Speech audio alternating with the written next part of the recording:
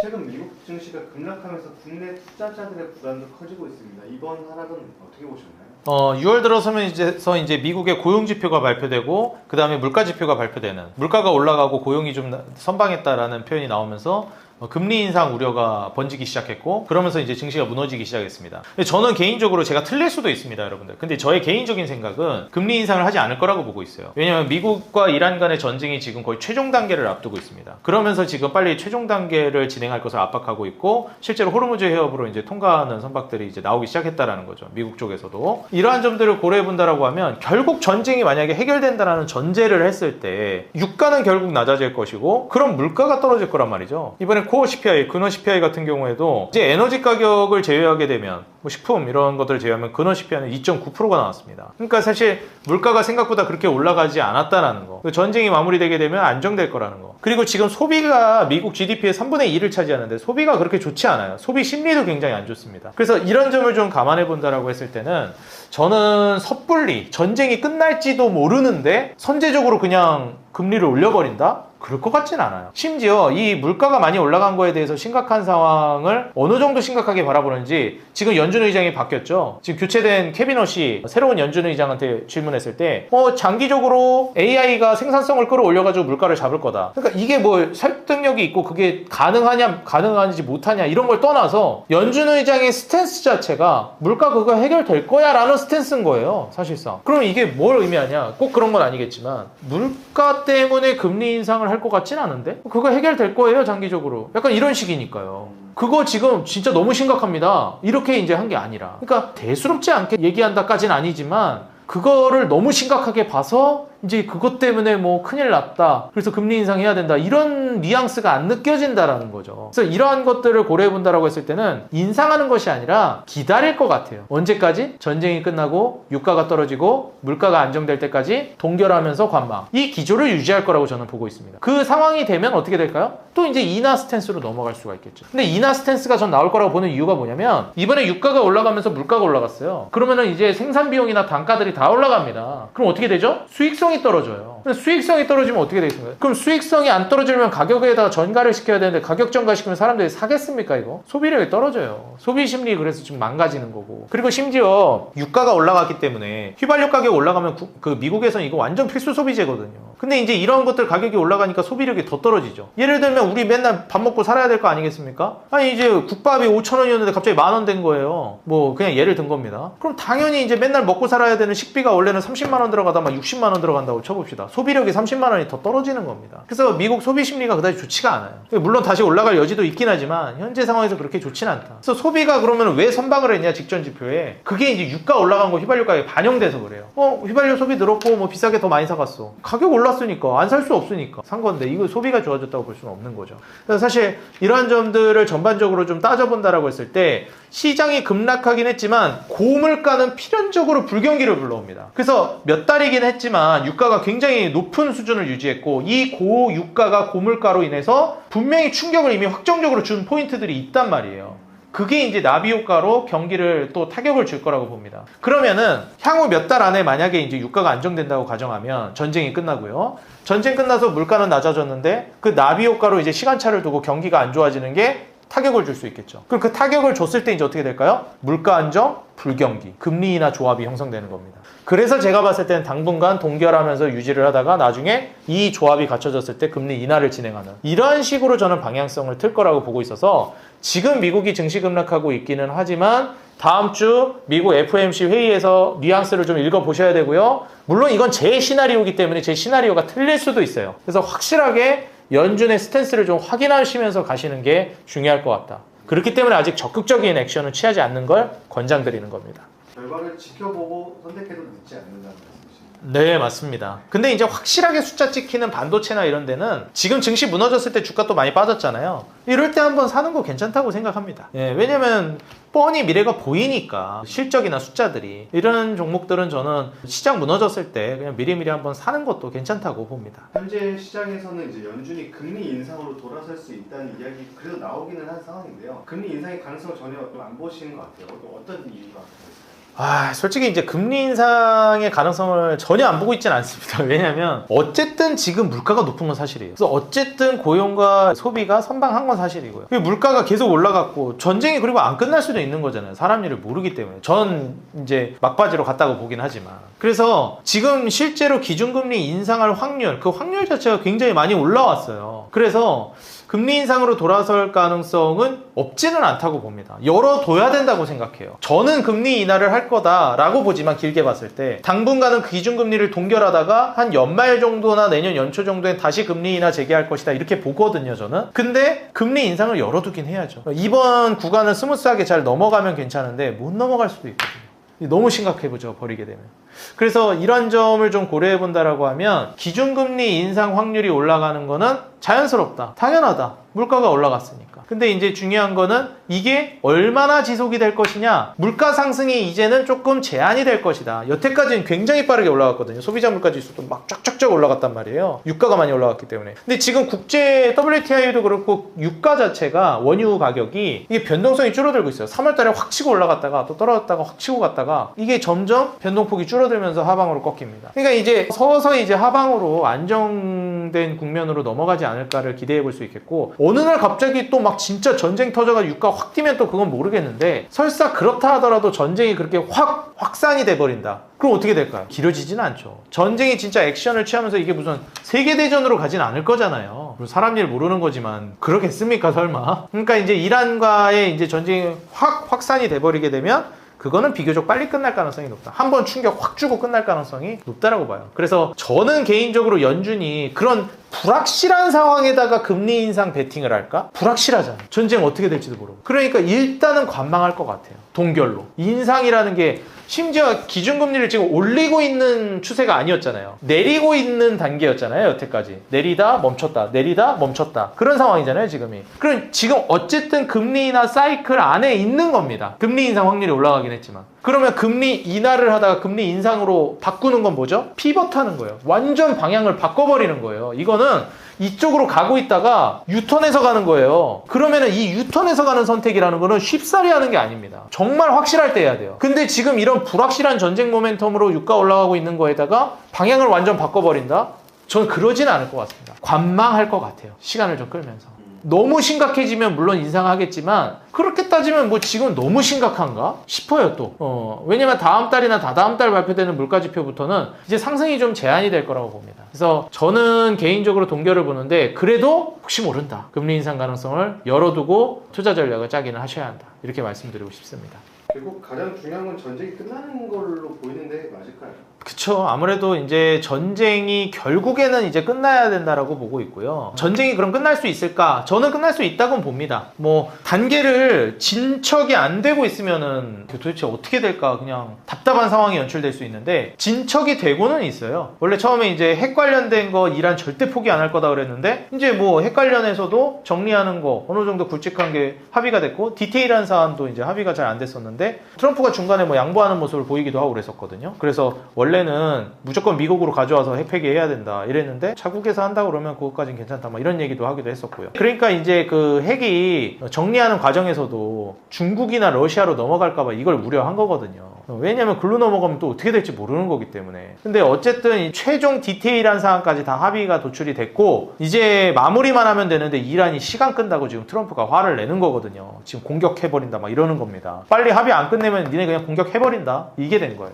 그러니까 사실 저는 오래 끌릴 것 같지는 않다. 진짜 오래 끌리면 2달?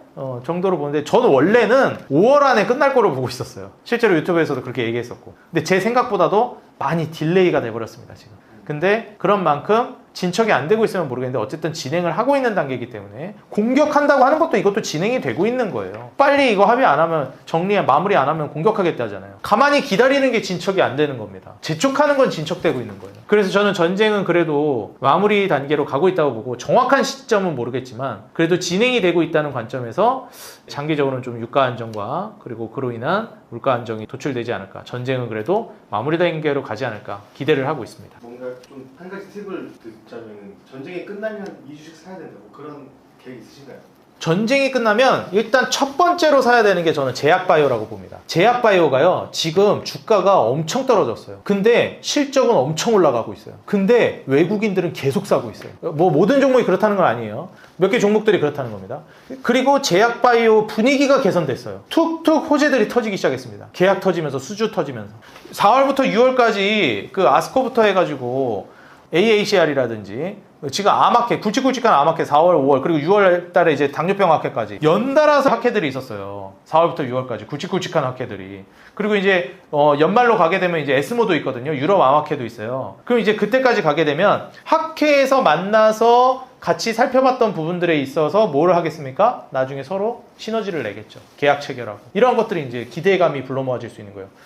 박람회 한번 갔더니 얘네 이런 거 괜찮네? 딱 받았다가 우리 뒤에서 막 얘기가 오가는 거죠. 그리고 우리 계약합니다. 라고 이제 얘기들이 속속 나올 가능성이 있는 거고, 지금 실제로 호재가 나오면서 주가가 뛰었던 애들이 꽤 많아요. D&D 파마텍, 네이처셀, 한올바이오파마 이런 애들 지금 다 호재성 기사 나오면서 주가 확 뛰었는데 그거 다 반납했습니다. 이런 게 왜 반납을 하냐? 심지어 실적 계속 좋아지고 있는 기업들, 뭐 특정 기업 좀 그렇지만 SK바이오팜, HK노엔, ST팜 이런 기업들, 뭐 녹십자도 그렇고요. 그 다음에 오스코텍도 그렇고 실적 정말 좋아지고 있거든요. 심지어 한미약품, 셀트리온, 한미약품도 이번에 호재 떴죠. 참 실적 계속 좋아지고 있어요. 근데 마진율도 올라가고 있고, 그런데 심지어 제약바이오 쪽에서 호재가 툭툭 나오고, 그럼 왜 주가가 반대로 가냐? 아니 유지미나 하면 몰라가겠는데 오히려 떨어지는 게 말이 되냐? 금리 인상한다라는 확률이 앞서도 말씀드렸듯이 금리 인상할 가능성이 높아지고 있다라고 얘기하니까 그런 거예요. 이거 그러면은 전쟁 끝나면 어떻게 되겠어요? 금리 인상 확률 떨어지겠죠. 금리 인하 확률로 돌아서겠죠. 어떻게 될까요? 지금 억눌려 있다, 억가당하고 있는 제약바이오가 미친 듯이 날아가겠죠. 어거지로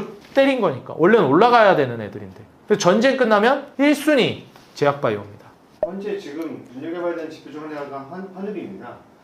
너무 높은 것 같은데 이거는 어떻게 보고 계세요? 이제 환율 자체가 상대적인 개념이기 때문에 달러 가치가 올라가게 되면 좀 떨어질 수밖에 없습니다. 근데 지금 다들 알고 계시겠지만 이미 한국과 미국 간의 기준금리가 역전이 된 지가 오래됐어요. 원래 한국이 더 위험한 나라죠. 안정성이 떨어지잖아요, 미국보다는. 그렇기 때문에 한국이 이자를 더 줘야 맞는 겁니다. 아니, 일반적으로 하이리스크 하이리턴 아닙니까? 그래서 한국이 미국보다 기준금리가 더 높은 게 일반적인 기준이에요. 그게 정상적인 구조입니다. 근데 한국보다 미국이 기준금리가 더 높아요. 지금 심지어 1%포인트 넘게 차이 나잖아요. 우리나라 2.5%인데 미국이 3.75%니까 1.25%, 5단계나 미국이 더 높습니다. 그러면 당연하게도 외국인들이 이탈이 나올 수밖에 없어요. 지금 이탈 계속 나오고 있는 단계고. 근데 이제 중요한 건 뭐냐면 이탈이 안 나올 것이다 라고, 오히려 돌아온다 라고 하는 그런 기대감이 왜 생겼냐? 미국이 금리 인하할 거란 기대감이 있었어요. 올해 2월까지만 해도. 작년 12월에 미국이 조기 긴축 종료를 했고, 긴축을 조기 종료했어? 그럼 완화하겠네, 돈 풀겠네를 기대할 수밖에 없잖아요. 그런 기대하고 있는 단계였는데 뭐가 터졌죠? 전쟁이 터지니까 완전 바뀌어버린 거예요. 그래서 이런 점들을 감안해 본다라고 했을 때는 지금 현재 외국인들이 나갈 수밖에 없는 구조가 돼버린 거죠. 심지어 지금 전쟁 모멘텀이나 금리 인상할지도 모른다, 이런 불안감이 생기니까 달러 인덱스 올라가죠. 우리나라도 금리 인상을 한다고는 했는데 그래도 불안한 거죠. 그러다 보니까 달러 인덱스가 올라가고 달러 가치가 올라가니까 상대적으로 원화 가치가 떨어지고, 지금 기준금리 상황을 놓고 보더라도 한국은 버티는 입장이었어요. 완화 기조니까, 금리 인하 사이클이니까 미국이 금리 인하할 때까지 일단 우리는 버티려고 하는데 전쟁 때문에 이거 너무 오래 걸리잖아요. 못 버틴 거예요. 버티다 못 버티니까 이제 금리 인상한다가 된 겁니다. 그래서 제가 봤을 때는 이제 환율적인 부분은 금리 인상하고 추가적인 조치가 막 나오지 않는 이상에는 쉽지는 않을 걸로 보여져요. 미국이 빨리 전쟁을 끝내고 약달러 기조 금리 인하로 가면 다시 외국인들 돌아올 텐데, 환율 그러면 회복될 텐데, 지금 외국인들도 떠나죠? 그럼 어떻게 되죠? 그러면서 악순환이 벌어지는 거죠. 환율 올라가면 환율 차이로 인한 손해를 보죠. 환차손을 보죠, 외국인들이. 그러니까 나가니까 외국인들 더 빠져나가고 환율 더 방어가 안 되고, 이런 구조인 겁니다. 그래서 환율은 결국 이것도 또 돌아가자면 전쟁이 중요하다. 그리고 우리나라가 금리 인상을 한다라고 하면 그때는 좀 괜찮을 수 있다, 이렇게 보고 있습니다. 현재 살짝 좀 떨어진 주식이죠. 2차전지 실적이 회복이 되질 않고 있습니다. 2026년 하반기, 2027년까지 봤을 때 어떻게 보고 계신가요? 2차 전지는 주가가 좀 떨어져 있는 상황인데 올해가 실적이 턴어라운드 되는 구간이에요. 그렇기 때문에 1분기 실적 발표했을 때 적자폭이 대폭 축소되는 기업들이 막 나왔거든요. 근데 이제 2분기부터는 흑자 전환이 기대되는 기업도 있고, 제가 봤을 때 올해 하반기로 넘어가면 대부분의 기업들이 이제 흑자 전환에 성공할 거라고 보고 있습니다. 그래서 내년부터는 본격적인 퀀텀 점프가 될 거라고 봐서 지금 당장에 만족스럽지 않다 하더라도 어쨌든 개선이 본격적으로 되고 있고, 지금 전기차 캐즘이 바닥을 치고 올라오고 있잖아요. 거기에 이제 데이터 센터 ESS나 로봇 배터리 호재까지 있기 때문에 악재는 지나갔고 최악을 지나갔고 호재가 이제 추가적으로 다가오고 있는 단계라 업황 사이클이 완전히 돌아서는 구간이 올해부터입니다. 그래서 계속 떨어지고 있었어요, 이익들이. 근데 이걸 돌려 세운 게 2026년입니다. 그렇기 때문에 올해 중순 넘어가는 지점부터는 시장으로 인해서 2차전지 관련주가 좀 조정이 나오더라도 저가 매수에 이제 나선다면 내년까지 좀 좋은 결과가 있을 거라고 보여져서 이번 증시 조정을 한번 이용해 보시는 게 좋을 것 같습니다. 현재 코스피 7,760원입니다. 현재 시장 상황 어떻게 보고 계신가요?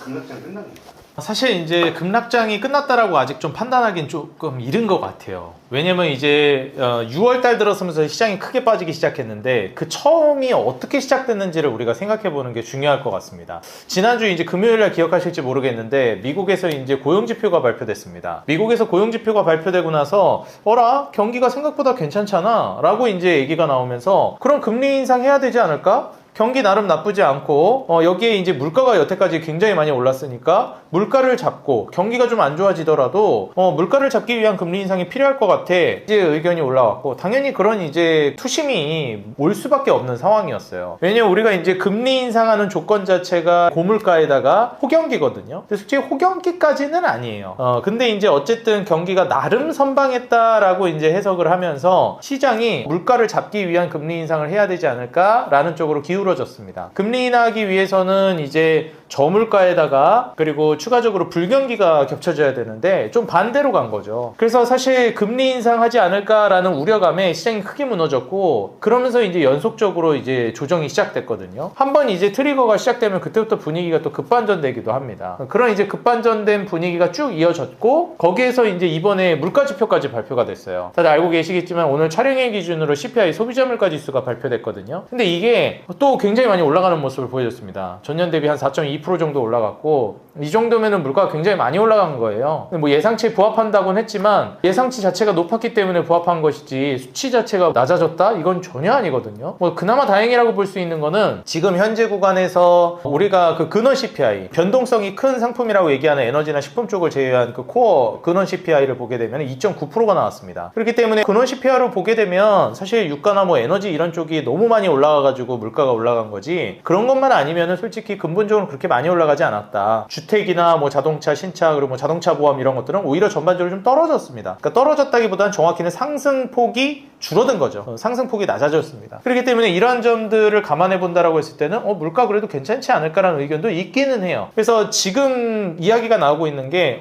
이번에 이제 물가 발표되는 게 거의 고점 아닐까? 이제 다음에 발표되는 것부터는 좀 낮아질 것 같은데 이런 의견들이 나오고 있습니다. 유가만 떨어지면 사실 이제 물가는 순식간에 잡히는 거니까. 근데 이제 전제 조건이 있죠. 뭐죠? 네, 다들 알고 계시겠지만 결국 유가가 떨어져야 되고 그러려면 전쟁이 끝나야 돼요. 근데 이제 전쟁이 그럼 끝났냐? 솔직히 안 끝났습니다. 근데 사실 끝을 향해 가고 있는 건 맞아요. 원래 한 달 전이었나? 한 달 반 전만 하더라도 처음에 이제 얘기 나왔던 게 미국 이란 간의 이제 굵직한 사안은 결정이 됐다. 합의가 됐다. 이제 디테일한 부분들의 합의가 아직 안 끝났다. 이랬는데 이젠 거의 그냥 다 끝났다고 했어요. 디테일한 부분까지 다 했는데 지금 그냥 최종적으로 결정만 하면 되는 거를 이란이 시간을 끌고 있다라고 합니다. 그래서 이제 트럼프가 빨리 안 하면 니네 그냥 총공세 버려버릴 거다. 빨리 이거 합의 마무리 지어라. 이런 거거든요. 압박하는 단계인데 그렇기 때문에 이제 시장이 또 위축된 것도 있어요. 왜냐면 빨리빨리 끝내야지 안 그러면 공격할 거다 이러니까 또 막 전쟁 나는 거 아니야? 이래가지고 근데 이거는 끝을 위한 협박이잖아요. 그렇기 때문에 전쟁이 저는 이제 지속되는 거는 기간이 그렇게 많이 남았다라고 보지는 않습니다. 그리고 이미 호르무즈 해협 같은 경우에도 작전 통해서 막 통과하고 있다 이런 식으로 얘기를 했기 때문에 이제 미국이 호르무즈 해협을 장악하고 있다 이런 식의 이제 어필을 했단 말이죠. 트럼프가. 그래서 길게 봤을 때 전쟁이 정말 길어졌고 예상치보다도 더 늘어지긴 했지만 더 늘어질 수도 있고요. 어쨌든 끝을 향해 가고 있기는 하다라는 거. 그래서 점진적으로 유가가 다시 또 막 폭등을 한다든지 이러한 구조는 안 나올 것 같아서 물가가 더 이상 올라갈 것 같지는 않다. 거의 이제 고점을 찍어 나가는 것 같다. 이번 달 혹은 다음 달 안에 고점 찍고 좀 조정이 나올 가능성이 있다라고 예상이 되는 거죠. 물론 전쟁 양상이 어떻게 되는지에 따라 달라지겠지만 큰 변수가 생기지 않는 한은 이대로 이제 마무리가 될 될 걸로 보여집니다. 그래서 이제 투자를 하고 계시는 많은 분들께서 지금 현재 시장이 과연 급락장이 끝났냐? 그럼 이제 전쟁이 끝나는 시점하고 우리가 어느 정도 맞춰봐야 되는데, 전쟁이 좀 마무리로 가고 있다라는 걸 감안해 보면 시장이 더 떨어지냐 덜 떨어지냐는 제가 모르겠지만 기간상으로 놓고 봤을 때는 거의 마무리 단계로 가고 있는 것 같아요. 그래서 이번 여름이 저는 시장의 조정장으로 놓고 봤을 때 거의 좀 마무리 단계로 가지 않을까 조심스럽게 예상을 하고 있습니다. 물론 전제 조건은 전쟁이 그 즈음에 마무리될 거를 기대하는 거기 때문에 그 점까지 이제 참고를 해보시면 되겠고, 정확하게는 다음 주 이제 18일날 미국 FOMC 회의에서 뉘앙스를 좀 읽어보시는 게 중요해요. 지금 현재 상황에서는 동결할 가능성이 높다라고 평가하고 있는데 연준 의장이 바뀌지 않았습니까? 바뀐 연준 의장이 어떤 스탠스를 취하냐에 따라서 시장이 또 다르게 반응할 수 있어요. 그래서 현재보다는 다음 주 목요일 금요일 정도까지는 좀 관망을 하시고 적극적인 액션은 취하지 않는 걸 좀 권장드리고 싶습니다. 이런 상황에서는 뉴스는 이제 전쟁 관련 뉴스 눈여겨본다면 지표는 어떤 걸 좀 눈여겨봐야 할까요? 사실 이제 지표 같은 거는 가장 큰 게 역시 물가 지표랑 경기 지표입니다. 그리고 그를 토대로 한 이제 연준의 그 기준금리 결정, 다시 말해서 기준금리와 이제 실질금리, 결국 이제 금리랑 물가, 경기 요 세 개를 이제 보시는 게 제일 중요한데, 뭐 원래도 그렇지만요. 이번에 이제 CPI, PPI 소비자 물가지수, 생산자 물가지수가 발표되고, 그 다음에 또 이제 PCI 개인 소비 지출 물가지수랑 기대 인플레 이러한 것들을 좀 보시는데 종합적으로. 그리고 이제 경기 지표는 제일 중요한 게 제가 봤을 때는 고용도 물론 중요한데 소비가 중요하다고 봅니다. 그래서 이제 소비가 꺾이냐 안 꺾이냐가 엄청 중요하고, 지금 소비 같은 경우에는 나름 선방했다라는 얘기가 나왔었어요. 근데 그 선방한 것도요, 결국 휘발유 가격 올라가고 이제 기름값 올라가니까 이게 좀 소비가 늘어난 것 같다라고도 이제 얘기하는 건데, 늘어난 건 아니지만 선방했다 이렇게 좀 보기도 하는 건데, 사실 제가 봤을 때는 그럼 이제 유가가 떨어져야 되잖아요. 근본적으로 유가를 빼놓고 보면은 떨어져야 될 유가를 빼놓았을 때 그다지 지금 분위기가 좋다라고 볼 수는 없거든요. 그래서 실질적으로 소비 심리는 그다지 안 좋다고 저는 보기는 합니다. 그래서 지금 투자자들 사이에서도 소비자 심리 지수가 굉장히 많이 떨어져 있어요. 그래서 소비자 심리 지수가 이게 회복이 되는지 아니면은 좀 이제 올라와 주는지 이 여부를 좀 보시고, 그 다음에 기대 인플레를 한번 좀 잘 참고해 보시면 향후에 이제 물가라든지 금리 그리고 경기 추이를 대략적으로 파악하는데 좀 도움이 될 것 같아서 이 지표들을 최근 들어서는 조금 더 우선사항으로 보시는 걸 권장드리고 싶습니다. 외국인 기관 수급 현황도 눈여겨봐야 될까요?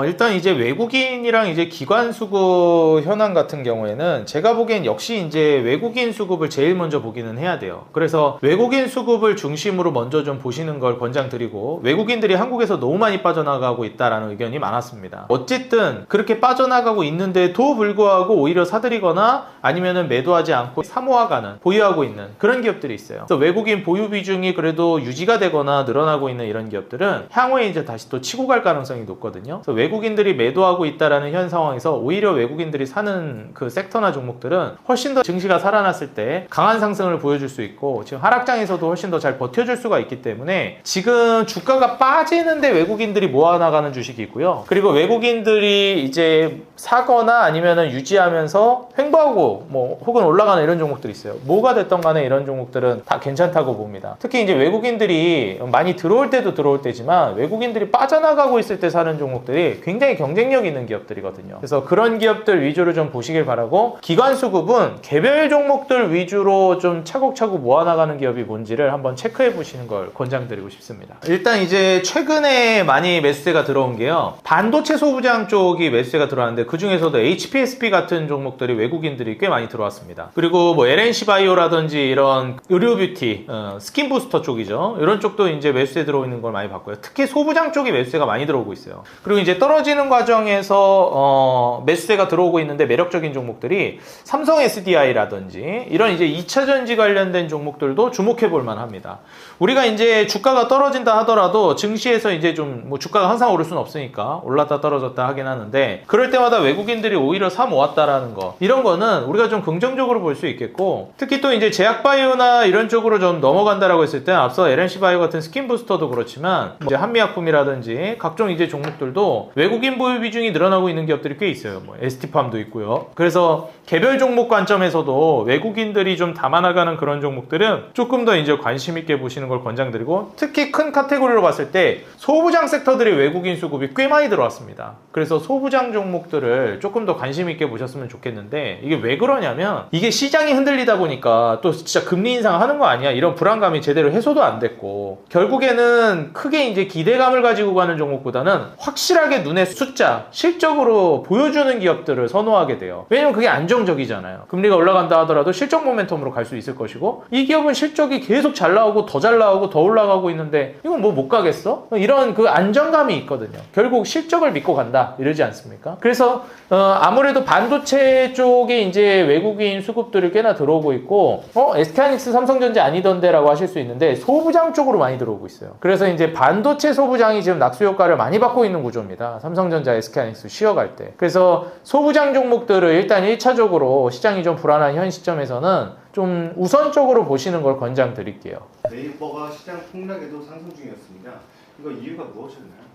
일단 이제 네이버 같은 경우에는 테마가 좀 많이 불어온 것 같아요. 뭐 LG전자나 LG그룹주도 네이버랑 같이 주가가 많이 올라갔는데, 젠스랑 시오가 이제 방한한다고 그랬잖아요. 그래서 1차 방한 때 뭐 깐부회동이다 뭐 치맥회동도 하고 이랬는데, 그때 이제 같이 회동했던 현대차, 삼성전자, 정의선 회장과 이제 이재용 회장, 그때 주식들 정말 잘 갔거든요. 그렇기 때문에 뭐야 이번에 또 2차 회동인데 이번에 또 멤버가 다 재구성됐네. 정의선 회장이라든지 SK 최태원 회장, LG 구광모 회장, 그리고 이제 네이버 이해진 회장, 막 이런 분들이 이제 오다 보니까 새롭게 이제 또 등판한 이런 분들과의 새로운 시너지가 날 거란 기대감이 있었습니다. 그리고 여태까지 주가가 굉장히 못 가고 있기도 했었어요. 뭐 LG 그룹도 그렇고 네이버도 그렇고 굉장히 못 가고 있었거든요. 그래서 이제 이런 주식들이 기대감으로 한번 강하게 올랐는데, 그리고 나서 이제 젠스랑 시오의 모멘텀이 좀 꺼지다 보니까 다시 이제 좀 고꾸라지는 모습을 보여줬습니다. 그럼 이대로 그냥 끝난 걸까? 그렇게 보지는 않고요. 충분히 다시 도약할 수 있다고 봅니다. 앞서 말씀드렸듯이 이제 불확실한 거에 투자를 잘 안 하려고 하고 있는 상황이에요. 그러니까 역시 또 실적 기반의 반도체고, 어쨌든 로봇은 아직 실적이 제대로 찍히고 있지 않잖아요. 그리고 뭐 제약바이오도 그렇지만, 그리고 특히 소프트웨어도 마찬가지. 소프트웨어가 네이버가 실적은 괜찮게 나오거든요. 근데 소프트웨어 분위기가 안 좋은 게 문제예요. 왜 분위기가 안 좋냐? 이번에 오라클이 또 투자를 추가적으로 한다고 그랬습니다. 그러니까 투자자들 입장에서 이거예요. 투자 좀 그만하면 안 돼? 이제 자금 회수 좀 하자. 언제까지 계속 돈 쏟아붓는 거야? 이런 거예요. 그러니까 소프트웨어 기업들이 올라가는 시점이 자꾸 뒤로 딜레이 되는 거죠. 왜냐면은 올해 2월에도 여태까지 천문학적인 돈으로 AI 인프라 투자한다고 돈을 쏟아부었는 데이터 센터에다가 또 추가로 조달해서 돈을 쏟아붓는다고 했어요. 어디서? 알파벳이랑 아마존에서. 그래서 빅테크 하이퍼스케일러 기업들이 본격적으로 이제 돈을 쏟아붓는다라고 이제 얘기가 나오는데도 계속 더 붓는다. 심지어 이번에 또 오라클이 뭐 증자까지 한다고 얘기하니까, 우리 또 증자에 대해서 굉장히 또 안 좋은 추억이 있는 분들도 많잖아요. 그래서 이제 증자해가지고 더 자금 조달해서 추가적으로 더 이제 AI 인프라에 투자하겠다 이러니까 소프트웨어 기업들이 가다가 또 이제 위축이 돼버렸어요. 그래서 실제로 네이버 같은 경우에도 잘 가다가 마이크로소프트, 팔란티어, 오라클 다 잘 갔거든요. 세일즈포스도 그러고. 그러다가 잘 가던 애들이 다 꺾였어요. 이러면서 지금 네이버도 같이 조정이 나왔다, 이렇게 좀 보시면 되겠고, 바닥에서 어쨌든 네이버가 한번 강한 슈팅이 나왔기 때문에 한번 물량을 소화하는 과정이 진행이 됐다라고 생각을 합니다. 길게 봤을 때 어쨌든 소프트웨어 쪽으로 자금이 이동하는 건 분명하기 때문에 장기적인 투자 관점으로 본다라고 했을 때 저는 소프트웨어 관련된 기업, 그리고 뭐 네이버 이런 기업들은 투자를 좀 길게 보신다라고 하면은 여전히 저는 하셔도 괜찮다라고 보고 있습니다. 금가격 좀 조정 여러 번 받고 있는 상황입니다.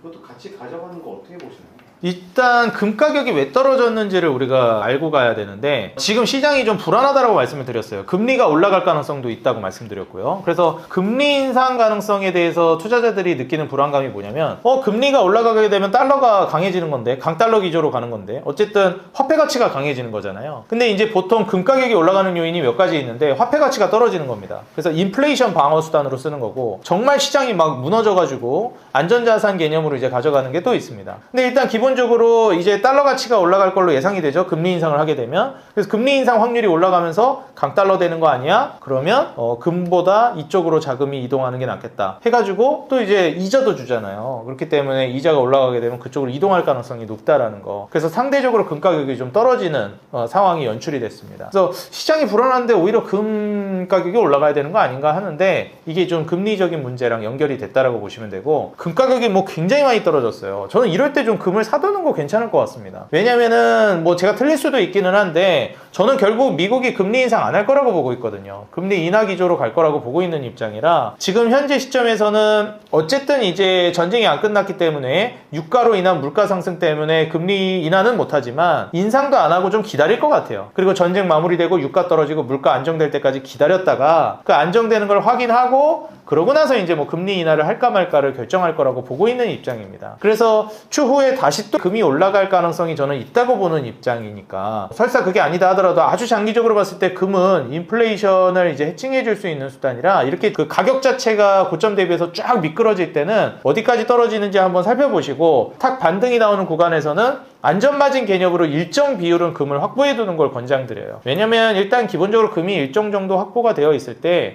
나중에 이제 비상시에 또 쓰기에도 좋고 그렇거든요. 그래서 이렇게 떨어질 때 한 번씩 사두는 거 괜찮다고 보고 국제금 가격이 제가 오늘까지 볼 때만 해도 뭐 굉장히 계속 떨어지고 있는 단계였기 때문에 뭐 다음 주 다다음 주까지는 한번 좀 그 기다려 보셨다가 한 7월 정도에 담아보는 거 괜찮을 것 같거든요. 그래서 금 같은 경우에는 혹시 없다 하시는 분들은 안전마진 개념으로 일정 정도 확보하시는 거를 좀 권장드리겠습니다. 구독자 여러분들 반갑습니다. 저는 주식장인 유튜브 채널을 운영하고 있는 이창대 대표라고 합니다.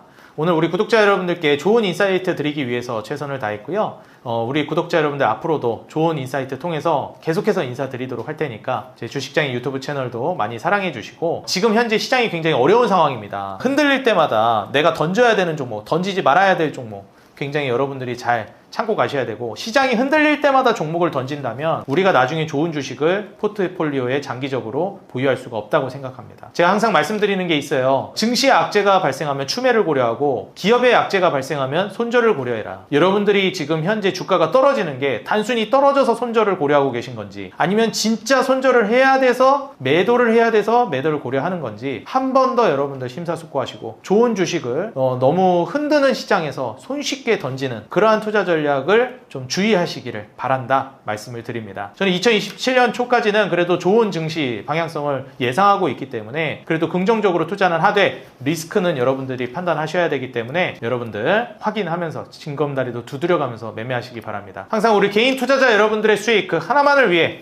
여러분들이 돈을 벌어야 제가 돈을 번다는 모토로 앞으로도 꾸준히 정진해 나가도록 하겠습니다. 감사합니다. 행복한 하루 되세요.